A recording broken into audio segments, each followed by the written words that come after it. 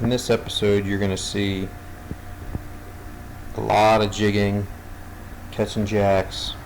I got a little frustrated, but I finally got my snook. Took my time, step by step, filleted it, show you guys everything, and then my mom cooks it up for us.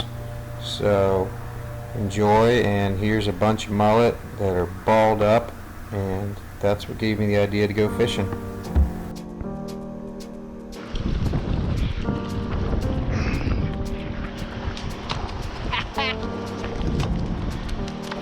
Jack on.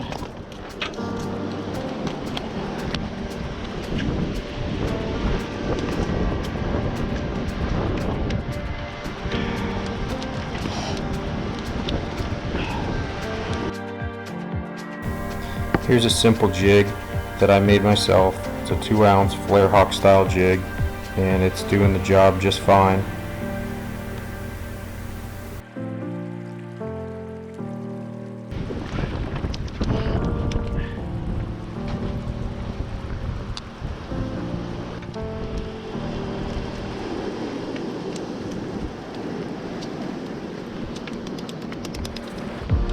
Jack on, jack on.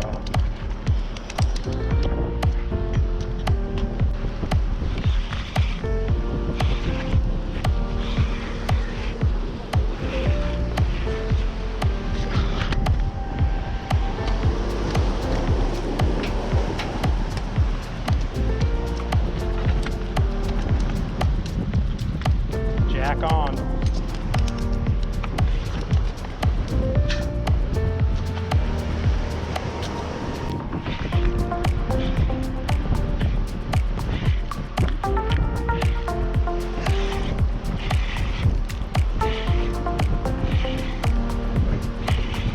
Got him on. Feels like a jack though. Oh. Jack on.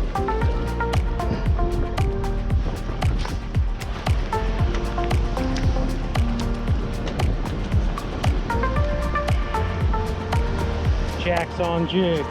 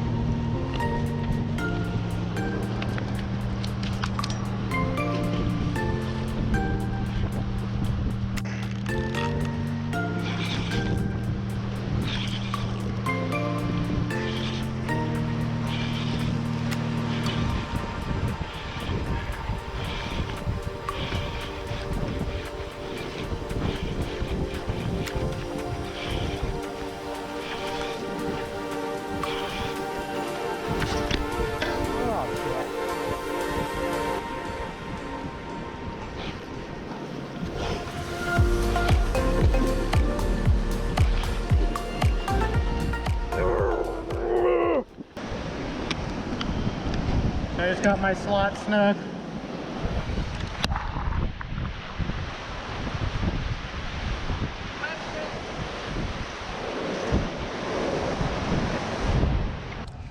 Alright, first cut.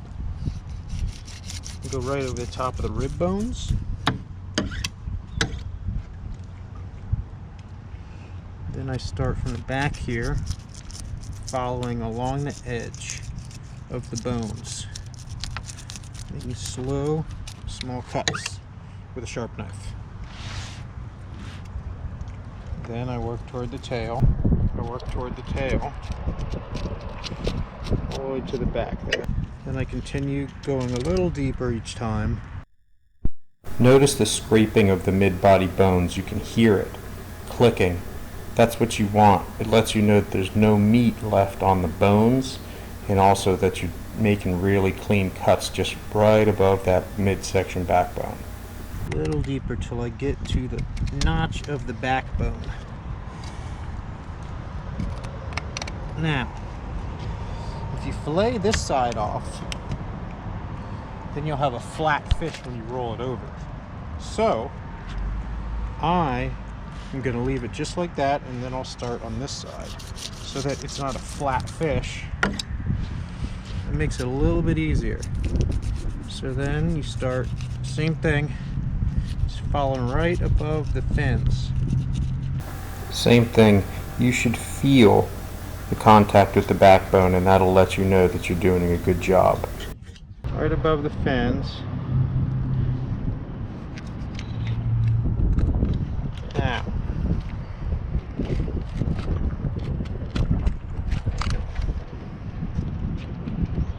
I'll flip it back over and finish this side off.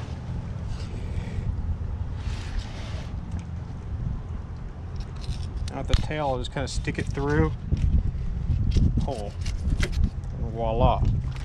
Then from there,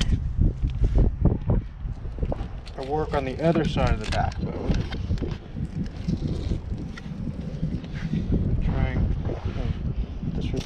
Try and go over the top of the ribs, fold it over, and then just swipe it away. And that's one side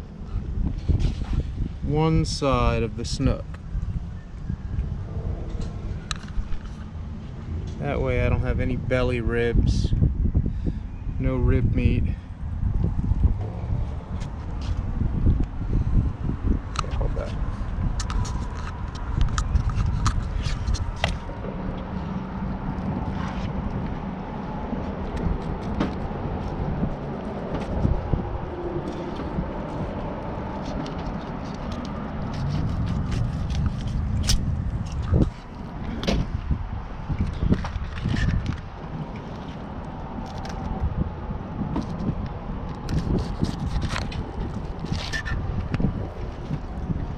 Trying to go above the rib section so you don't get all those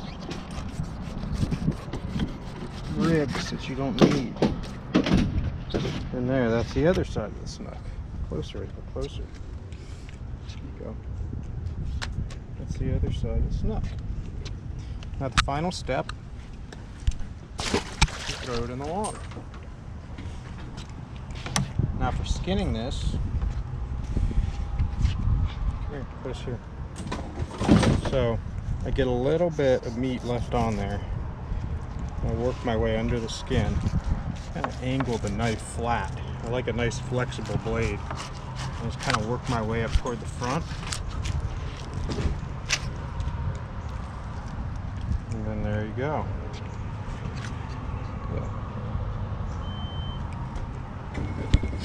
Now, before I roll it over, what I'm going to do is I'm going to get the midsection bones out and a lot of the bloodline, which we don't want.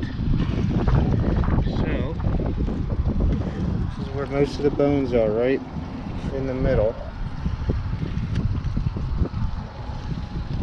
And you're just going to give that a little slice, and that is the majority. Besides that piece of the bones, or that piece right there. And I left it on the skin so it didn't collect up all the nastiness that's on the fillet table. I always try and get as many scales off as I can while I'm filleting it. That way I don't have to wash it. The more you expose it to fresh water, the more it's going to break down the meat. So once again, nice and flat. Just slowly work your way toward the front. When that is done, right again along the ribs in the midsection, taking out the bloodline and the ribs. And just a little, get the ribs out. This is all rib section right here. I don't really mess with it. Here's from the catfish. Whoa, mega catfish. Okay. Now, right down the middle again, get that bloodline. Middle ribs. Catfish. Okay, so tell us what you're doing here, Mom. Well, it's a mixture of cornmeal, a little bit of breadcrumbs, and some almond flour. Almond flour. A little bit of salt, egg wash, heating up the olive oil and avocado oil.